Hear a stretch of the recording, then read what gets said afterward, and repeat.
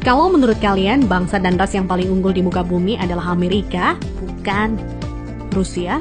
Bukan juga. Jerman? Inggris? Prancis? Juga bukan. Cina? Apalagi? Bukan guys.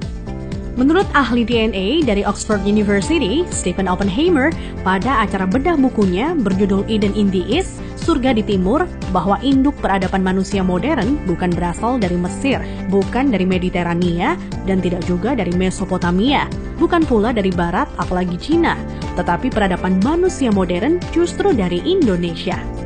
Iya guys, bangsa ini merupakan pewaris tunggal kejayaan bangsa-bangsa besar di masa lalu. Dan agaknya, Profesor Aricio Santos dari Brasil pun selaras dengan teori Oppenheimer. Dalam buku Atlantis The Lost Continent Finally Found, ia menyatakan bahwa titik Atlantis itu ada di Sundaland. Jadi guys, kita tidak pantas bersikap kerdil dengan memelihara sindrom inferior akut alias rasa minder terhadap bangsa luar. Kenapa? Karena nenek moyang kita dulu adalah bangsa yang unggul. Nenek moyang bangsa-bangsa. Jelas ya guys?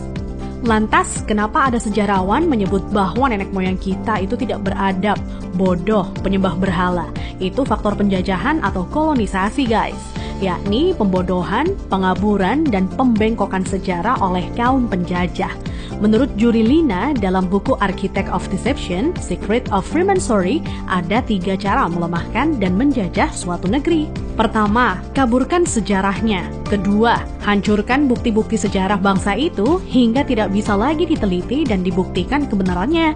3, putuskan hubungan mereka dengan para leluhur dengan mengatakan bahwa leluhur itu bodoh dan primitif. Guys, sejarah Nusantara ini dibikin oleh kaum penjajah seolah-olah hanya dimulai dari era kemerdekaan atau paling jauh di era Raja-Raja Nusantara dulu versi penjajah. Tahu nggak sih guys, ribuan tahun lalu Nusantara terbagi dalam 3 era loh. Era pertama disebut era Wangsa Keling. Wangsa artinya bangsa, sedang Keling artinya kuat. Jadi Wangsa Keling maksudnya adalah bangsa yang kuat. Konon di era ini, leluhur kita berekspansi hingga Kamboja, Vietnam adop Indochina, Thailand, Burma, Sri Lanka, India, sampai ke Madagaskar. Raja yang terkenal bernama Shailendra. Tulisan yang dipakai adalah huruf Talawa, di mana modelnya menyerupai huruf Mesir kuno dan Israel.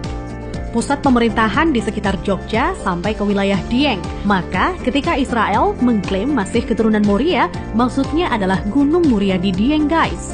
Dieng artinya penguasa, kemudian bergeser menjadi Dahnyang atau Dayang, artinya juga penguasa. Setelah Wangsa Keling menghilang, di Tenggarai munculnya situs Dieng maupun Candi Borobudur. Nah, habisnya era Wangsa Keling ditandai dengan bangunan Bako atau Baki, yang artinya kuburan atau berakhir, dan ditandai dengan berdirinya Candi Boko atau Bako. Era selanjutnya adalah era Medang Kamulyan. Medang artinya kemajuan dan Kamulyan artinya kemuliaan atau kejayaan. Bahwa Medang Kamulyan zaman kemajuan terutama bidang keagamaan. Agama lebih dititik beratkan dalam sistem pendidikan terpadu mulai dari lingkup kecil hingga besar. Rajanya yang terkenal adalah Ratu Boko. Di era itu merupakan cikal bakal munculnya huruf Sangsekerta yang dikenal oleh Aji Saka. Aji artinya sesuatu yang dihormati, dan Saka artinya penyangga, caga, atau tiang. Nah, tiang jika bergeser ke Cina menjadi Tian atau Tuhan. Jadi guys, Aji Saka artinya sesuatu yang dihormati karena Tuhannya, atau segala sesuatu yang mengacu pada Tuhan yang sangat dihormati. Kemudian huruf-huruf tadi akhirnya menjadi bahasa Sangsekerta. Jadi guys, Sangsekerta itu asli berasal dari bumi Nusantara atau Indonesia, bukan dari India. Kenapa? Di India tidak ada kata-kata sang. Jika berbasis kata sang, justru lebih dekat ke Cina. Contohnya Chiang Kai-shek, di mana Chiang oleh bangsa Cina dibaca sang. Jadi guys, sang itu berasal dari bahasa asli Indonesia tempo dulu, yakni bahasa Saka. Huruf yang dipakai di era Ratu Boko adalah Sangsekerta. Iya, kerta artinya 4, sedang sang asal kata wangsa atau bangsa. Jadi, Sangsekerta itu 4 bangsa yang meliputi antara lain, pertama, bangsa Qin yang meliputi bangsa Cina sendiri, Vietnam, Laos, dan Kamboja.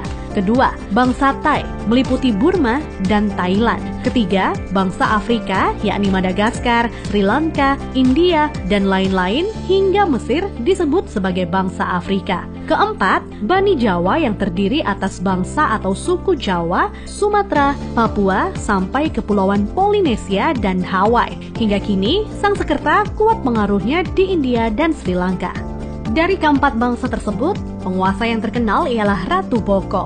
Jika keempat unsur bangsa itu digabungkan, maka timbul istilah Nuswantara atau Nusantara. Nusa artinya pulau, antara artinya jarak, maka makna Nusantara adalah bangsa yang hidup di pulau-pulau yang tersebar dari Kepulauan Polinesia di ujung timur hingga wilayah Madagaskar atau Afrika.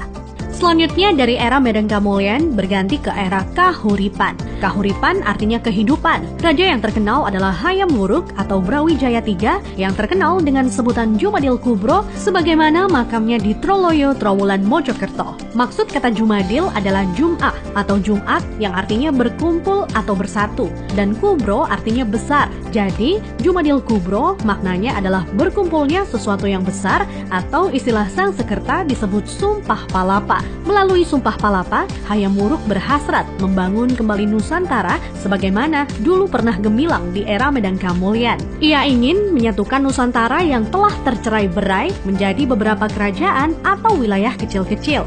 Dan patih yang melegenda adalah Gajah Mada.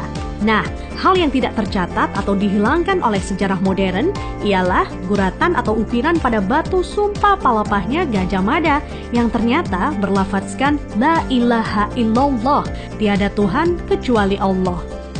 Itulah guys catatan yang hilang dari sejarah leluhur kita yang menurut Arisio Santos. Leluhur kita merupakan nenek moyang bangsa-bangsa. Thanks to watching.